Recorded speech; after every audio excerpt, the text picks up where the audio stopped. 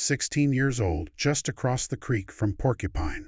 Parker Schnabel worked at the Big Nugget Mine, alongside his 91-year-old grandfather. A teen's extravagant wager, and $100,000 off his own funds, started it all. When Parker Schnabel discovered a $14 million pay streak in Alaska years later, that wager paid off handsomely. He made an odd call right before his workers hit the largest cleanup in their history. Lock everything down. The courageous action. The Yukon's fertile terrain started to disappear. Parker Schnabel realized that he needed to think more broadly in order to stay ahead of the competition. And Alaska was bigger to him. His extraordinary ascent to fame in the gold mining industry is already legendary. However, it all began with a bold gamble. He took over the family's mining business in the harsh, unforgiving Alaskan Arctic at the age of 16, making the historic decision to put himself in the enormous boots of his grandfather, the revered John Schnabel. My grandfather enjoys two things, spending time with his family and taking on new challenges. This summer job wasn't easy. It was a transformative plunge into a world of high risks. Parker invested $100,000 off his own funds in a new plot of land right away. Demonstrating his seriousness, he fervently hoped the claim was full with gold. The tremendous crushing burden on his young shoulders is something that many people overlook. He was looking for more than a few flakes.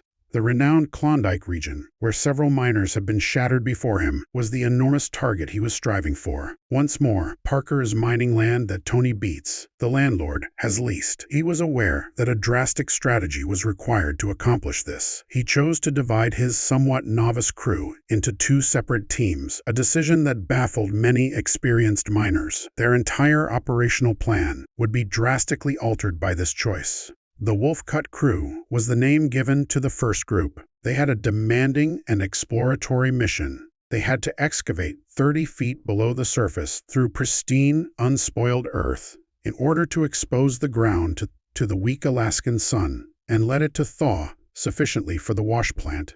Their excavators would scrape away the frozen layers of permafrost. Every young person in the Yukon is competing with the sun. The gold remains trapped in the ground as long as it is frozen. The Wolf Cut team was searching for enormous amounts of superior gold. 1029 of his 1,000 ounces of gold. Oh my God. Whoa.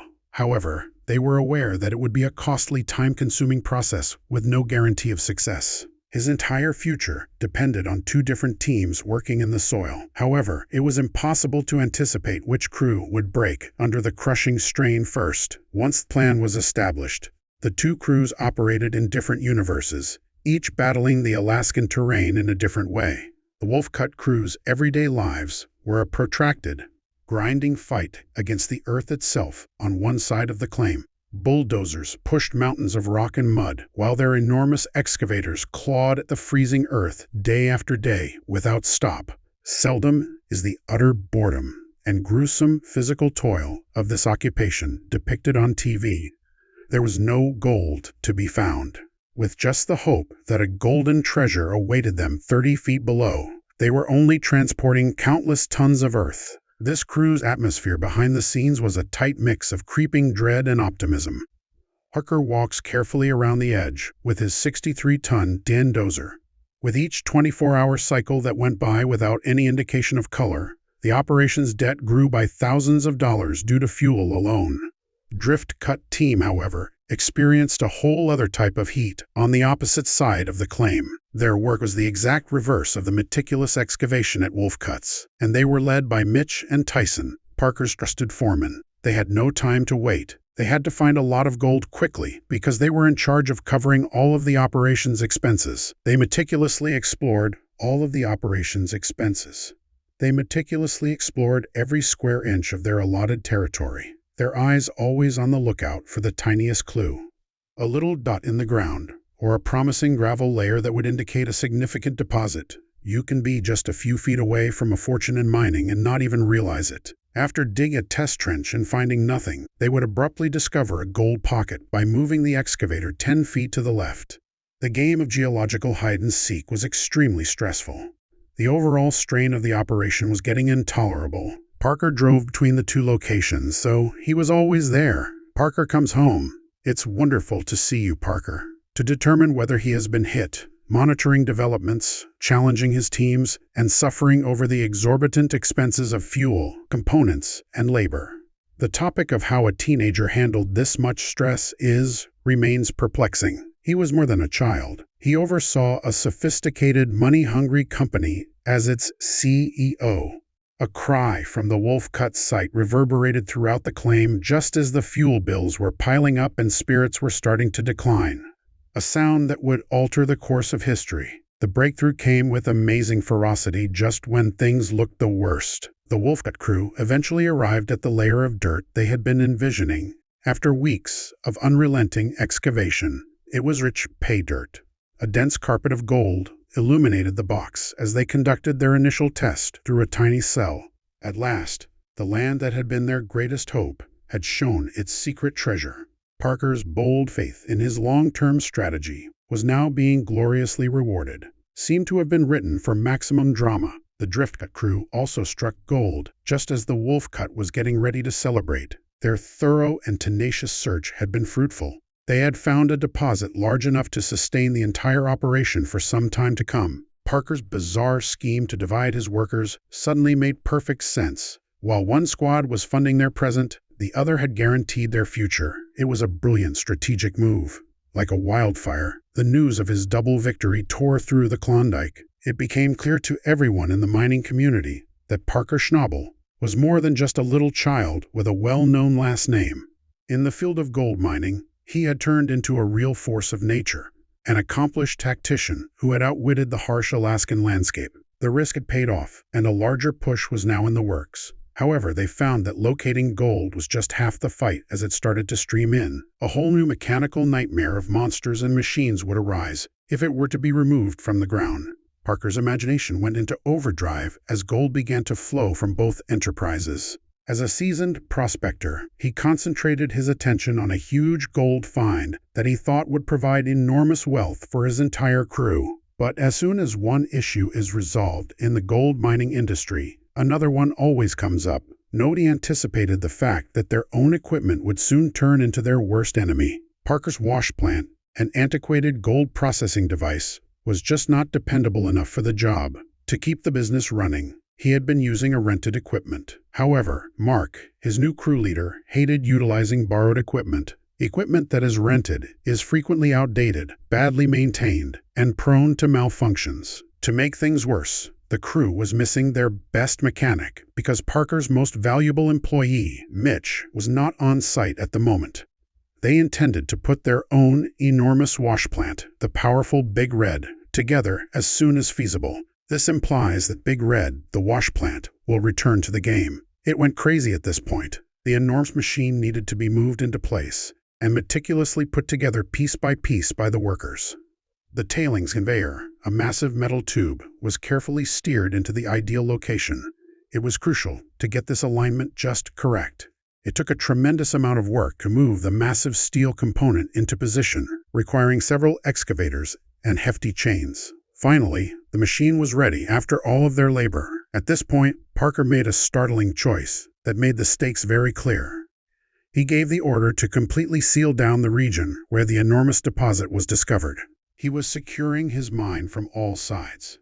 This was a calculated gesture meant to shield his find from curious onlookers and free up his workers to concentrate entirely on removing the gold.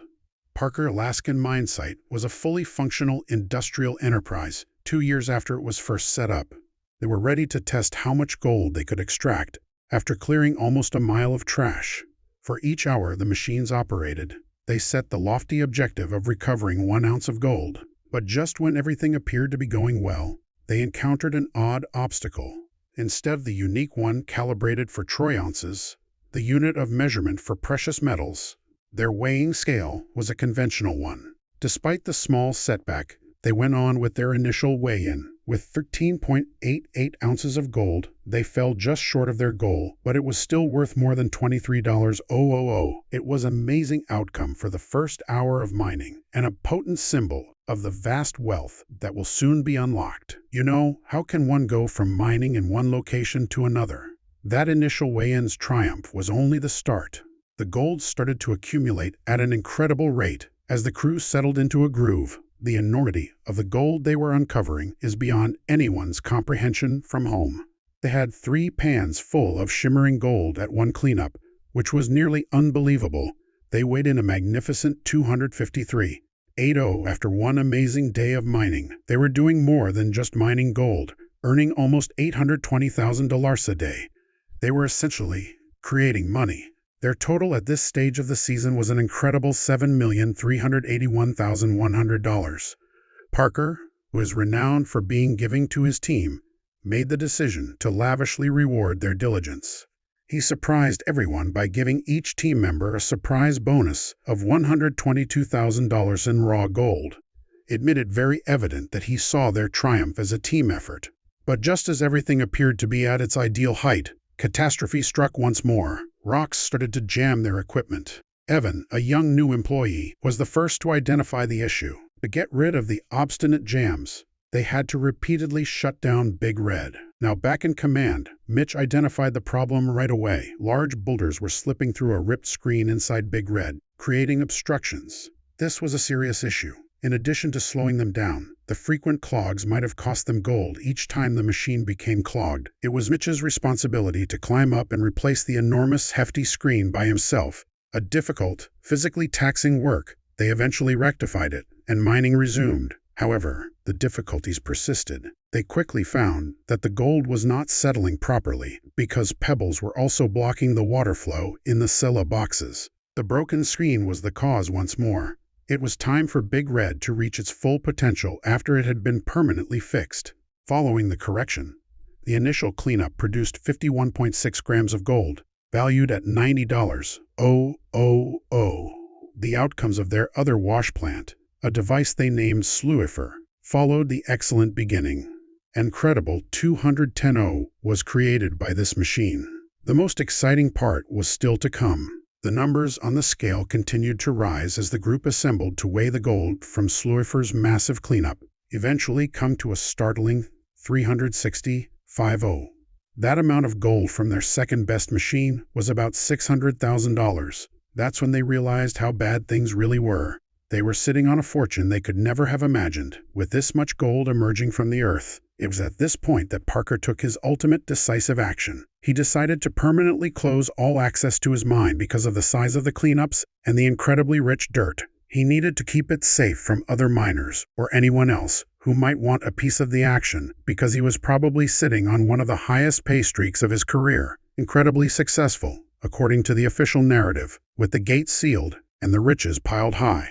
Beyond the cameras, however, rumors and crazy hypotheses started to circulate, pointing to a far more nuanced reality. It is an amazing tale of overcoming hardship to watch Parker Schnabel and his colleagues recover more than $14 million worth of gold from the dirt. My objective is to determine whether there is any better land out there that we might be mining, as this is where I began my life. However, devoted viewers of a television program like Gold Rush are always whispering about what's actually going on behind the scenes. Every scene is examined by fan forums and discussion groups online, raising serious concerns and sparked crazy conspiracy theories regarding the show's veracity. Fans refer to the producer's gold as one of the most enduring hypotheses. A major component of the show's attraction is the drama of a crew trying to reach a season goal. According to this hypothesis, producers may quietly step in to assist a crew in crossing the finish line if they are just short of their dramatic goal by the last episode. The television network is under tremendous pressure to provide a big, satisfying finale.